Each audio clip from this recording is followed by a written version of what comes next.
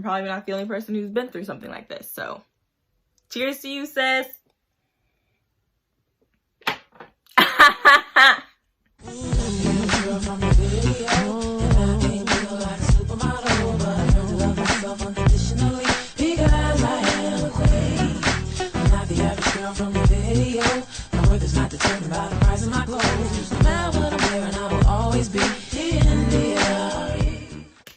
Hey you guys, I'm back again, and today I'm coming to you with a story time. Yes, it's long overdue. Yeah, so let's just kind of get into it. Yeah, we'll just get into it. Dearly beloved, we are gathered here to hear about the time in which I was played. Yes, ladies and gentlemen, your girl was played like a cello. Played. But looking back, it's kind of funny. Just a little. Let's just get into the story, yeah? Let's just get into the story. So, I'm gonna set the scene or whatever because I talk to you guys just how I talk to any person that is a friend of mine in real life. So I'm gonna give y'all a little preface, you know what I'm saying? A little background, a little prelude, you know what I'm saying? Just so you guys kind of know where we are, who we are, where we stand. Honey, this story actually begins circa, 2010. I think our story starts in 2010. Your girl was, you know, on the up and coming. You feel me? I believe I was like a sophomore in high school. The dark ages. That's what we refer those to. Yeah, so 2010. I remember me. It was like my mom, my sisters, and a couple of aunts. Pretty much like my immediate-ish family. We all went on a 7-day cruise to Jamaica. And yo, when I say that was some of the greatest times of my life, you feel me? Because I'm over here international. You feel me? I'm only 15, 16 years old. I'm out here on the waters going to Jamaica. You feel me? Nothing could bring me down, okay? I was there for, you know, a good time, not a long time, but, you know, at the end of it, it was a really good experience. But anyway, back to the story. Yeah, so we're going on a cruise and we're pumped. Me and my little sister, we're only like 13 months apart, so we're real close in age.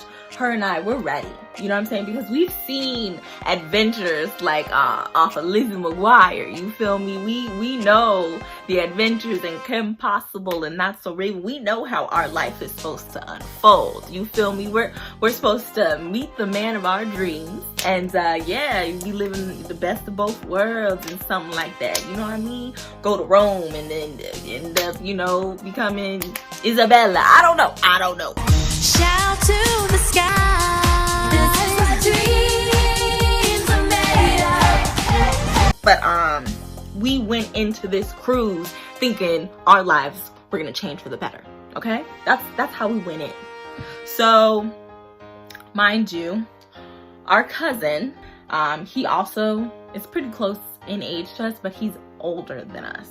But all of us were there trying to have a good time, and a way for teenagers to do that is they had these like teenage nightclub things, you know what I'm saying? Like, you're not grown, but you're not like a baby, you know what I'm saying? You in the middle, so it's like the tweens into the teenager / clubbing area, and it happened every single night, reoccurring every single night. They would have these like clubbing parties that I think ended around like 11:30, midnight. Like, I'm telling you, for you to be 13, a tween or whatever, you be out till midnight on this shit because they think nothing can happen to you because there's nowhere for you to go, I guess. But yeah, so it was the very first night, and Kira and I, we were anxious to go check out this club because like we want to meet people, we want to have fun, we want to make memories, da da da da da.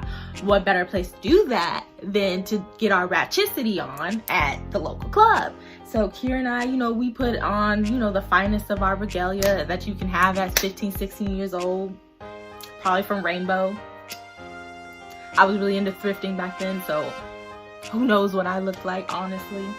Grabbed our cousin and we headed over there. We get to the door and there's this girl who looked like, you know, in her early 20s, you know, making her money. She looks at me and my sister. She little like swipes or looks at our little room key card, which is kind of like your ID for the ship.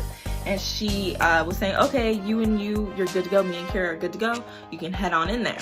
Now, we knew that this club was like 13 to 17 years old. We're only admitted in here, something like that.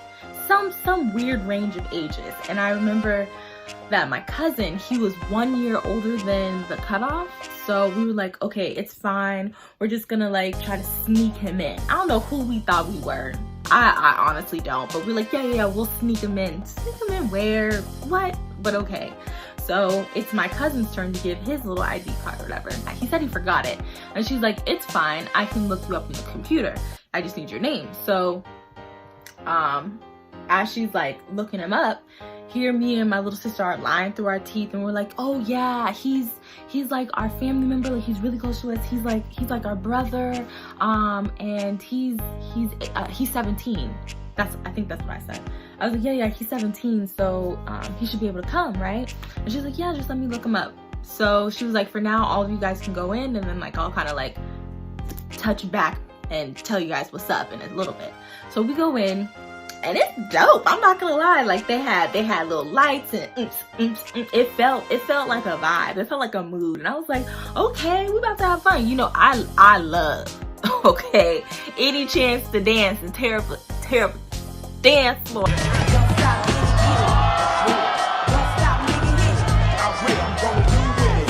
Like I'm there, you know what I'm saying? So this was right up my alley. Okay, I was at home.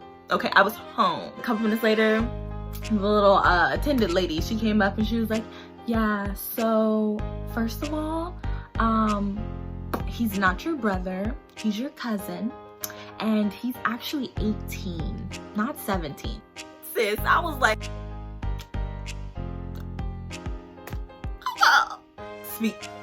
speechless. I don't know why we lied to her. I really don't, because they know all your information to get on a cruise ship and they can look that up with the touch of a button. But in my 16-year-old mind, I was like, oh no, I got the leg up, they ain't gonna know everything. But anyway, so she was like, yeah, but he can stay. It's just, you know, be honest with us, like it's cool, he's not that much older, he just pretty much turned whatever, he just turned 18. It's fine, just don't cause any problems and we won't have any problems. And we were like, okay, I'm so sorry about that, and thank you so much, yada yada yada. So now we ready. It's me, Kira, my cousin, Three Musketeers. We ready to have a good time. Ready to turn up, make memories. You know what I'm saying? So we over here scoping, we looking around, and I see a group of kids that I had seen earlier on the deck. On the Lolito deck, because on the Lolito deck, that's when you know you kind of knew your moves in the daytime. You know what I'm saying? Next to a little pool, get you a little ice cream stuff. I had seen them earlier that day, and I was like, oh, we have a rapport. You see what I'm saying? We already okay. We are destined to be friends. So it was 2 girls and 2 guys. Amongst this group of children was the guy that this story is about.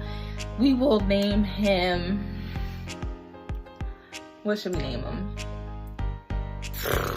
Okay, his name is Frodo. Frodo Baggins. Yes, Frodo Baggins from the Shire. That is his name, and that's who he was. Okay? Nowhere near as cool. So, Frodo was in the group.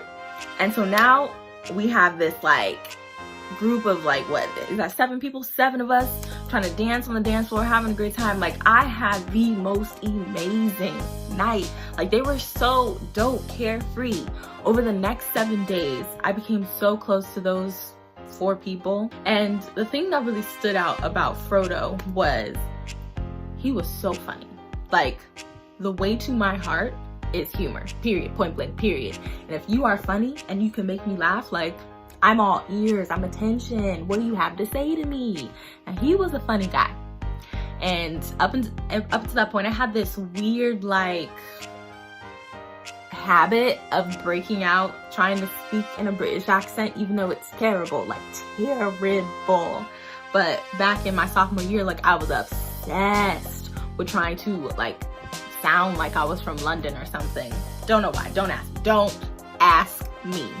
But up to that point, nobody else has ever done that except for me, my sister, and my best friend, Alec. I'm gonna say her name because that's my sis. But anyways, up until that point, we're the only ones that I knew of that were speaking like that. But here comes Frodo Baggins, and he's like a dude, one. And two, he starts speaking to me in a British accent out of nowhere. Like, I didn't do it to him first. Like, he just started doing it. And I mean, I was immediately captivated. When I tell you, I'm so lame, you guys, you don't even realize. Like, I'm a weirdo and I'm lame. And for him to break out in a random British accent, like, unsolicited, that's all I needed. That's it. That's all I needed. Because right at that point, I was like, he's somebody I'm a mess with. We will be together. We will vibe. Because I just know it. And I was right. Over the next 7 days, him and I became very close. All of us stayed up every single night on the deck, looking up at the stars, talking about life, future, existential crisis, conspiracy theories, anything you could think of, we was talking about.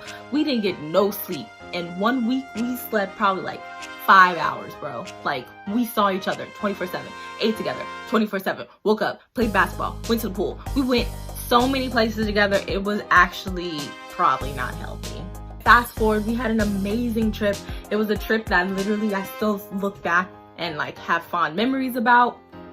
And yeah, like, we all traded social medias. We exchanged numbers with everybody, and we all promised to keep in touch. And you know, that was that. That was my first run-in with Frodo Baggins, and it was a good one. It really was. Fast forward, you know, life goes on. You grow up. You don't keep in contact with everybody. You know what I'm saying? Like, it's to be expected. And years pass, and I want to say 6 years later, if that's correct math. I don't know how he came back up. Like, he surfaced. Maybe it was through social media, Instagram. I don't know. I don't remember. I honestly don't. But Frodo, he surfaced back up. And at this point in my life, I had just underwent a terrible breakup just prior to that. And that's a different story for a different day. But I just got out of that relationship, and I was on the DL. You feel me? Like, I was an undercover superstar. Like, I wasn't trying to be seen, wasn't trying to be heard. Like, my feelings was hurt. And here comes Frodo. And Frodo was a breath of fresh air at that point, because again, like I said, him and I had this like natural connection where we were both weirdos naturally, like at birth, born weirdos. And he came with this energy that I totally forgot about. Like, that was 6 years ago. You know what I'm saying? Like, I was a child. Now I'm like more so of a young adult or whatever at this point. So the vibe he was giving me, it was like so carefree and playful and funny. I was like, yo, like, I forgot about this. I forgot how good it feels to just like laugh like this with, you know, someone with different genitalia than me. And you know what I'm saying? Like, I was really hyping this dude up. Like, he was funny. And you know, those kind of conversations you can have with a dude or anybody really, where you guys are like texting back and forth and you're having like meme and gif wars back and forth, and you're cracking jokes like 24/7. When I say that is the long list of conversations we would have daily, bro. daily. And it started off on some friend stuff, like talking about whatever, this, that, and the third. And it moved on to like more like he cared for me and I cared for him. Like we already had rapport from the cruise or whatever. So it's like, I don't know, like I cared about him as a human being already. So, you know what I mean? I don't know if I'm even speaking English at this point, but hopefully you understand what I mean. So our conversations, they were like, I don't know, the thing that both of us look forward to, because I guess according to him, honestly, who's to say this was true, who's to say it wasn't, I'm just letting y'all know what the story is. But he had told me that he just got out of a relationship with his girlfriend, similarly to me. We were both like pretty much on that rebound cusp, and we knew what that was. Like whenever you're on the rebound, it's like you're hurt, you know what I'm saying, you weigh your feelings, so you're a lot more susceptible to whoever, whenever. You get what I'm saying? So he was explaining to me like something about his girl. Like we honestly didn't really talk that much about our exes. Like, yeah, we talked about them when the conversation presented itself, but we didn't go out of our way to do so, which I didn't find strange because I don't know, I just didn't. So the things that he did tell me about his ex-girlfriend was that they were together for a really long time, and maybe it was like on some like high school sweetheart vibes, and she was going to college for something and leaving. I don't know. Mind you, this is 6 years ago and I haven't really thought about it that much since, but that's the gist, I think, of where he stood. Fast forward, now we're having these conversations every single day, religiously, morning, noon, night, wake up, good morning, good night, you know what I'm saying? Like those on it text messages. Just for poops and giggles, I'm going to include, I'm gonna include some screenshots for your guys' messy enjoyment, because why not? Really? So I'm gonna give you guys a quick example of what talking to Frodo was like, just so you guys can have like a frame of reference for the energy we will be giving each other. You feel me? Okay. Him. Your texting back answered my question as to whether or not you're still well and breathing. Unless you're still not you. And then you'd be your murderer. Texting me to make me think you're still alive. Me. You're too clever for your own good, just like she was. Now I have to handle you too. Gun emoji. Ha! On my phone, that looks like a squirt gun. Good luck killing me with that, fam. Dang nabbit. iOS 10. Him. Now, if you so much as hurt a hair on that beautiful young woman of mine's head, I will cut your arms off down to the elbows and grind them into meat and feed it to my dog. I'll then proceed to cut your legs off at the knee and make you watch me fillet them and dice them into tiny pieces, and I will feed them to you bit by bit with extra salt, no beverage. I changed my mind. Your beverage will be pig urine. Yes, wash your legs down with pig urine. Now I ask again, is this the love of my life or a murderer? I mean, yes, it's me. So just from that excerpt, it was clear that we can discern a couple of things. One, we were very lighthearted and playful. Two, he cared about me. Like, whether it be him saying he'll do something to someone if they murdered me, whether that was a joke or not, within that, he called me the love of his life, his girl, and baby. Receipts. Okay, cool. Moving along. I want to say we rekindled this little flame or whatever, and we had talked for about 2 or 3 months straight. And when I say every single day we were talking. Fast forward, he was supposed to come out here to like visit and just see what it's like to be in the desert, I guess. And his mom, for I don't know if it was for her job or just for some reason, had to come out here, and he was gonna see if he could come with her. And so I'm like, yes, okay, come out, see what's good with your girl. Like, I would love to see you. And so we started making plans, like, for the future, on the low. He was talking about he was gonna come out to see me. I got to say what's up to his mom a couple times. Super, super sweet lady. Like, even back when we were in the cruise, like, I remember she was a really nice lady. But yeah, like, I was super down to, like, actually have him in front of me versus just us talking on the phone or whatever. So fast forward to the end of this fairy tale. It was sometime in, like, October. Here, we got receipts. We got receipts. Yeah. So 5 p.m. he hit me with a question out of nowhere. Now, when I say this wasn't prefaced, sorry if you guys can hear somebody mowing their lawn. But when I say this without rhyme, this without reason, like, this literally came out of the blue. He said, "So what are we?"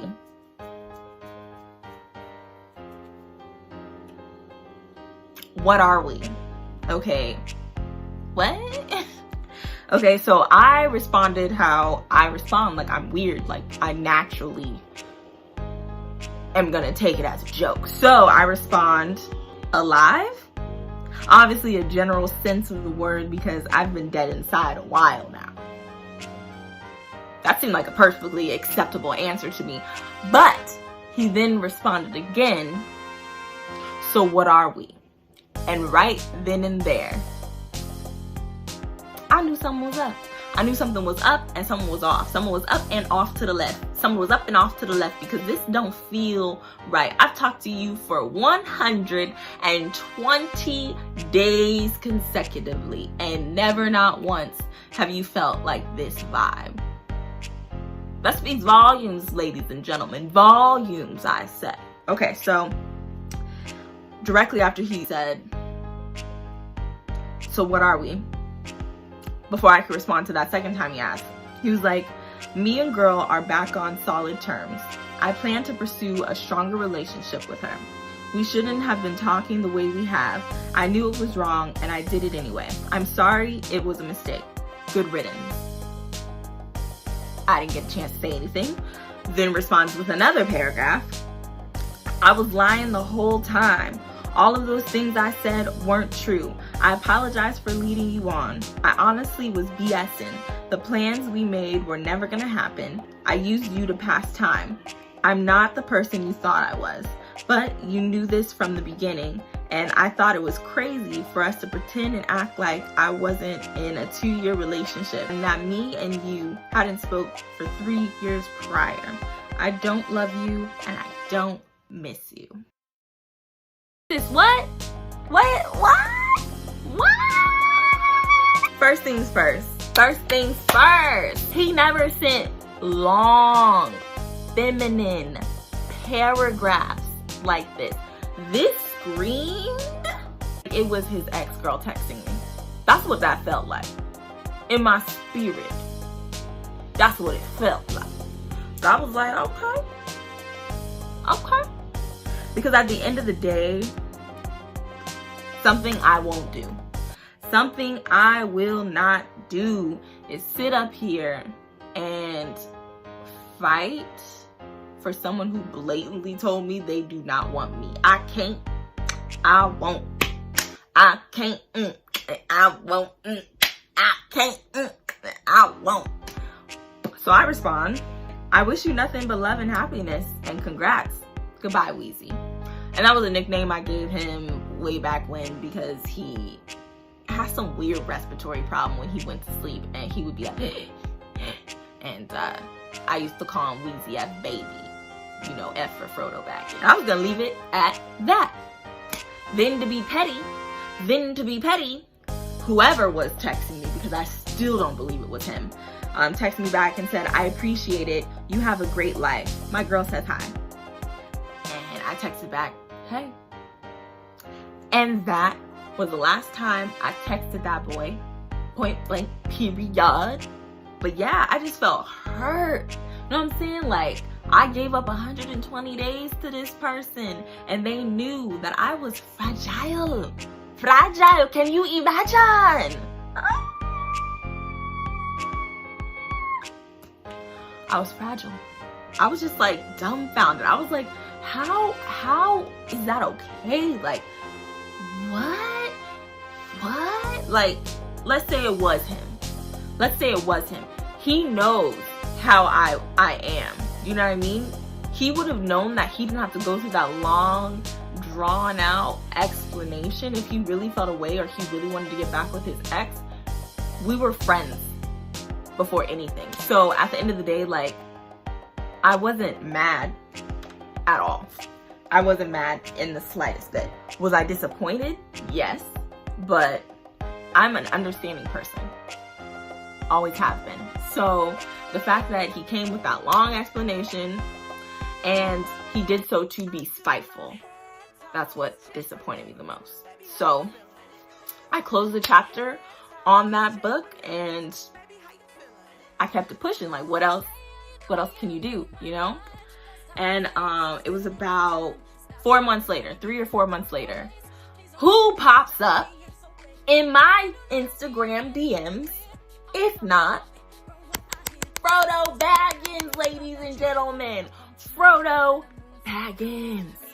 Fam, I can't make this stuff up. I can't make this stuff up. Here comes Frodo Baggins back in my DM, and I'm confusion. I'm collective black confusion, because why are you hitting me up? You made it ever so clear that you didn't want anything to do with me. You feel me? You didn't want anything to do with me. And even if it wasn't you who was texting me, it was still your number, fam. You still knew she was doing it if it was her, fam. Either way, you disrespected me, fam. Like, you treated me like less than a person, honestly, in my opinion. Like, it was half-hearted and it felt like it was spiteful, and I didn't deserve that. But anywho, screenshots, because we're just gonna keep the receipts rolling. We're gonna keep them rolling. He said, I know you probably hate me, but I'm in your city and I'd like the opportunity to talk to you. Naturally, I responded with the only thing you could respond with besides not responding, because I'm not rude, you feel me? I said, why? And then he responded, because I made a horrible mistake and especially wanted to apologize for the way I went about that mistake.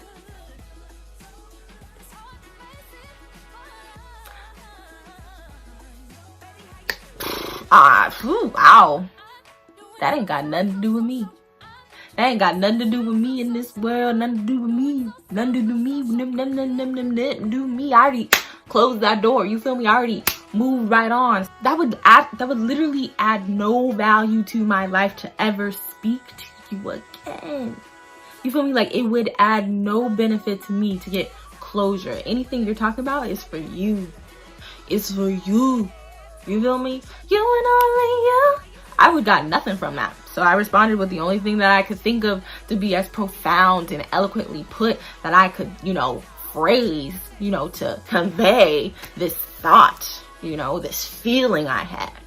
The only thing that could be said was, nah, we good. And he responded, understood, my apologies. And that, ladies and gentlemen, is the time that yours truly, she got played. Her feelings got hurt. Goes to be said that even if you think you really know someone, even if you think that you truly trust someone, that don't matter. That do not matter one way or the other. They will still take your heart out, rip it up, and then throw it to some C. elegans, and then roll it into a burrito, and then sell that stuff for half price. I don't know, but yeah. If you guys enjoyed the video, thanks for watching. On some off chance you like me, go on subscribe. That'd be dope. If you want to talk, leave a comment. But just let me know if anything like this has ever happened to you, or if you can relate to being played and how you responded to it. Did you take the high road or did you take the low road? But I love every single one of you guys, and when y'all stay down for me, I'm gonna have to stay down for you. So until next time, we out here. I do my hair.